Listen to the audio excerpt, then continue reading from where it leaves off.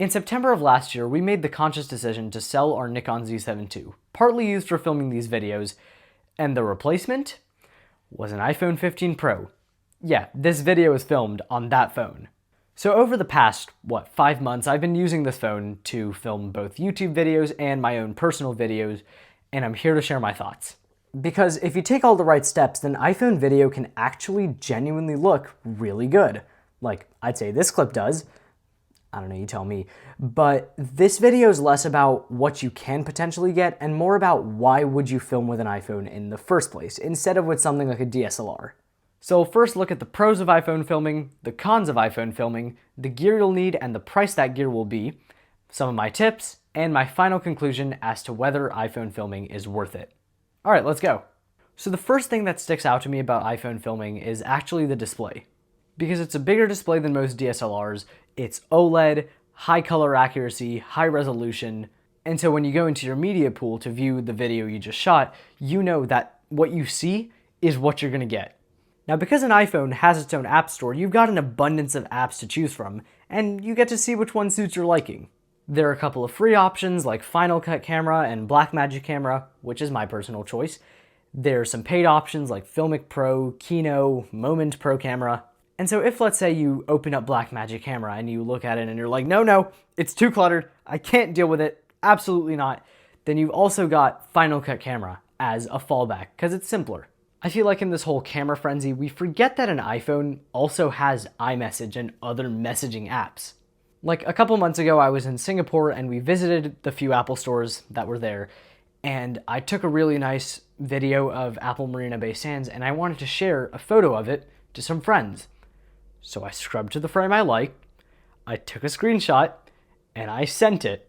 Imagine what life would be like if a DSLR could do that easily. We would be living in a utopia.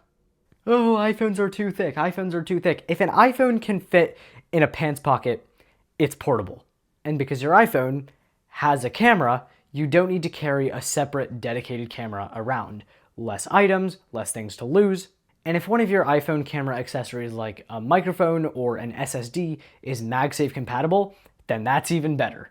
The final point is durability. If I were to drop a Nikon Z7 II on the ground, I would stand there in utter fear, my soul would leave my body, I'd probably start crying right there on the spot. Whereas if I were to drop my phone, I may be scared for a moment, then I'd pick it up, see that it's fine, and move on with my day. But of course, filming with an iPhone is not all unicorns and rainbows, so what are the cons of it? And the first thing that I can think of is the battery. If you were filming in ProRes, log, even with the best iPhone battery, your phone would last 2 hours. Like, for context, I started filming this video like 35 minutes ago at 75%, now it's at 25. My phone lost half its battery in half an hour. That's insane. That's like iPhone SE type battery levels. Because Apple needed to make the iPhone portable, they also needed to put a small sensor. What this means is less depth of field, so you won't get that kind of dreamy background blur that you see with DSLRs. And it's why we have a portrait mode. Like, this background behind me, if I was using a DSLR, it would be much more blurred. The iPhone's cameras also have a fixed aperture, and this can become a big problem when shooting in daylight. Right now on your iPhone, if you were to go out into the sun and record a video and try moving your hands really fast, you won't get any motion blur. But with a variable aperture, you'd be able to get that motion blur even when filming in a bright environment. I'll spare the details, maybe I'll put an extra explanation in the comments. You know what else is a big issue? The fact that we have 3 camera lenses. But some camera lenses are also less developed than others. You'll notice if you shift from your main camera to your ultra-wide camera on your phone, you'll notice a big difference in quality. Those are all the cons that I can think of for now, but if you have some in mind, then please comment down below. It would be very helpful, very appreciated. Now, to get this kind of result, you can't just open up the default camera app and start recording. That's not going to really work. So you will need some gear. The first suggestion I have is a tripod. You can find some on Amazon that also function as selfie sticks for like $35, and you can also find ones that are compatible with MagSafe. So if you need to record like a top-down shot or you don't have another person to hold the camera for you, then this will be invaluable. My next suggestion is a microphone. iPhone microphones are very good, that's for sure. especially with the whole iPhone 16 audio mix thing. But they're not perfect. As you start to get further away from your phone, obviously it'll not be able to pick up your voice as clearly as if you were like right here. And so if you were to get a lavalier microphone, like this one's the Hollyland Lark M2, you also get good options from DJI, around $100. Then as you get further away from your phone, your voice will still be able to be picked up clearly. Very helpful. My next suggestion is to get an SSD for recording ProRes and log video, because those files are monstrous. We're talking like a minute of footage is 6 gigabytes in size. 1 minute, 6 gigabytes. I want you to just comprehend that figure. There are two options you could go for here. Either you could get a MagSafe SSD, like SanDisk just unveiled one, and so that's like $100 for 1 terabyte of storage. Should be perfectly adequate.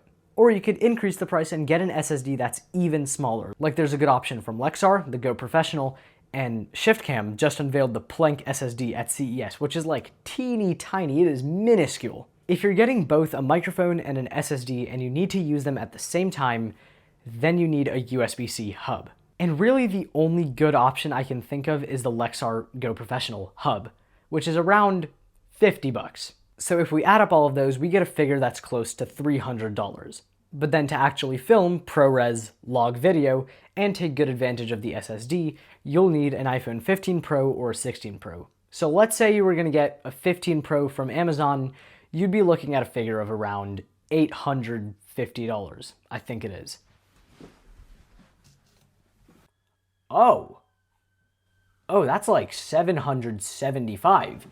Okay then, never mind then, you're looking at a figure of around $775 for that iPhone. Or if you have an eligible data plan, you can go on a contract with a carrier and get like an iPhone 16 Pro for around $250. And by the way, if you don't already have an iPhone 15 Pro or 16 Pro and you feel you need to buy one, then that's going to set you back in total about $1,000. And then at that point, you say, wait, why can't I just get like a Sony ZV-E10 or some sort of alternative? And so in that case, maybe filming with an iPhone isn't the best bet. And by the way, part 2, if you're wondering what my whole setup looks like when it's all put together, here it is. You may also want to check out an anamorphic lens, an ND filter, a polarizer, but those accessories are not necessary, so I won't talk about them. All right, here are some of my few tips. So first of all, if you're just getting started with videography, familiarize yourself with the terms shutter speed, ISO, white balance, tint, false color, aspect ratio, aperture, focal length. I'm just listing a bunch. My next tip, if you can film with the main camera on the back of your phone, then you should. Like for context, this is how the front camera looks like, this is how the ultra wide lens looks like, and this is how the main camera looks like. You'll see it's a world apart. It has a lot more detail, especially in my face, and there's also more background blur. Specifically in this case, because your face is so close to the camera, you can achieve that depth of field. But if I were to move any further, then you see the effect starts to get lost and starts to worsen. When you take the log footage that you record and import it into DaVinci Resolve or Final Cut Pro or Adobe Premiere Pro, make sure that your color adjustments are applied before your lookup table is. Because if your LUT is applied before to convert your log footage to SDR, then you're basically washing away all the benefits that log gives you, which is increased color flexibility. In the Blackmagic Camera app, turn on extreme stabilization, especially when filming B-roll shots, because you want them to be as smooth as possible. And so if you're filming them handheld, the last thing you'd want is a shaky result. Try not to film at anything higher than 30 frames per second, unless you're recording a screen recording, an action scene, or slow-mo footage, because 24 frames per second and 30 frames per second look a whole lot more natural. It's the common frame rate that we see in most TV shows and movies. And for a bit of context, these small YouTube videos on this channel are filmed in 30 FPS. Watch YouTube videos upon YouTube videos upon YouTube videos. If you want to learn how to color grade, there's a YouTube video for that. If you want to learn how to use the Blackmagic Camera app, there's a video for that. And finally, exercise your right to creative freedom. There is no one way that a video should look. It's not this or nothing. If you want your video to look moody, you can do that. If you want your video to have a dreamy, glowy look, you can do that. If you want it to be extra saturated, you can do that.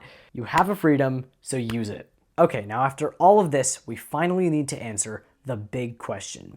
Is iPhone filming worth it? So I want to preface this by saying the iPhone is not the be-all, end-all camera. It can't tackle every situation. It's not going to look good in every situation. But for one, I think it is the perfect camera for people who want to get into videography, who don't want to spend $2,000 on a Sony Z7ii I. And the perfect camera for if all they're concerned about is just learning about the fundamentals. And even when they graduate from recording with an iPhone to recording with a dedicated camera, the iPhone is not going to be completely useless for recording at that point, because I think it's still a wonderful tool for handheld scenarios, for travel, for candid shots, for concerts. I mean, like, as far as I'm concerned, you can't bring a DSLR into Madison Square Garden, but I know you can bring an iPhone. So after all of that, I'll say, yes, filming with an iPhone is worth it.